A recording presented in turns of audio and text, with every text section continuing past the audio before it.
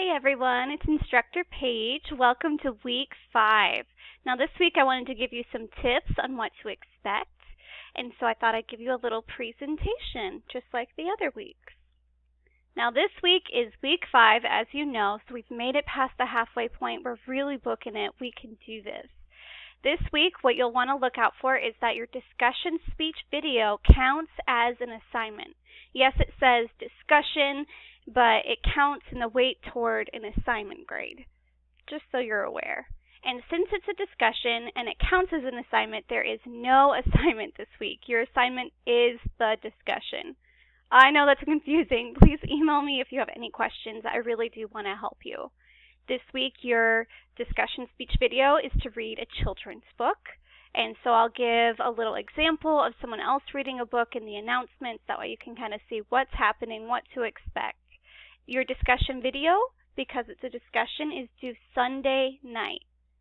That way you can get replies by Tuesday, and it gives everyone time to view your video, give you some last-minute tips for next week as you prepare for your informative speech. Now, on this note, my third point here on the slide is please don't fail to prepare. It can be hard during this pandemic to find a children's book, so look for free books online. Look for, examples. You can do a free trial on Amazon where you have unlimited reading and try something like that. There's a lot of sites out there where they'll give it to you for free, but you have to print it kind of thing. So definitely look ahead, start finding a book, and read through it a few times.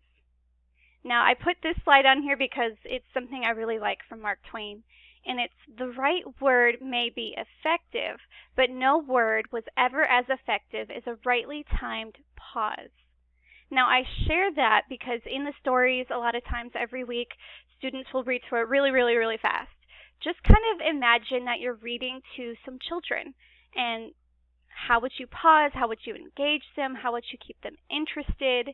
This is because we'll be practicing sharing stories maybe in your speeches next week. It's optional, but sharing a story really helps connect the audience to your topic. And I say to imagine you're reading a children's book to, a toddler is because it's very different. He's 3 now, which is crazy. I have a 3-year-old, and he gets really into some books if you change up your voice, or if you pause and you're like, hey, what do you see here? And it gets him going. So just an idea to help make the speech a little bit more fun this week. Now again, your coursework this week is your discussion video reading your children's book is due Sunday night. You can do this. So help each other with replies on Sunday. Start looking ahead to see how everyone's doing.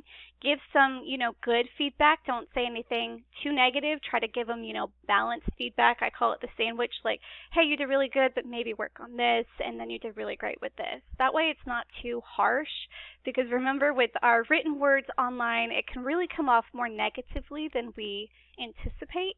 So really try to help boost each other up, because next week is scary. We're about to give our informative speeches, which are worth a lot in the class. So keep looking ahead, start preparing for your speeches, start reading them out loud and practicing. And then don't forget your quiz 5. Now on this note, your quizzes, yes, they're due each week, but remember to, read your chapters, which you have to read chapters 9 through 11, I believe, this week. I'm sorry I didn't put it up there for you. But make sure to read ahead those chapters, start paying attention to the quizzes, because the questions hopefully come right from the book and they're easy to find.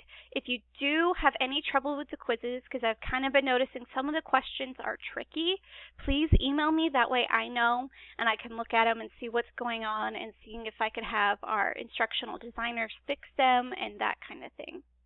Now, on that note, as always, please don't hesitate to reach out to me. I really don't want to help you guys. I know this is a very intimidating class, and it can be kind of scary, or maybe you have questions, but you're afraid to ask. Don't be afraid to ask. I really do like to help you. So I hope you all have a great week.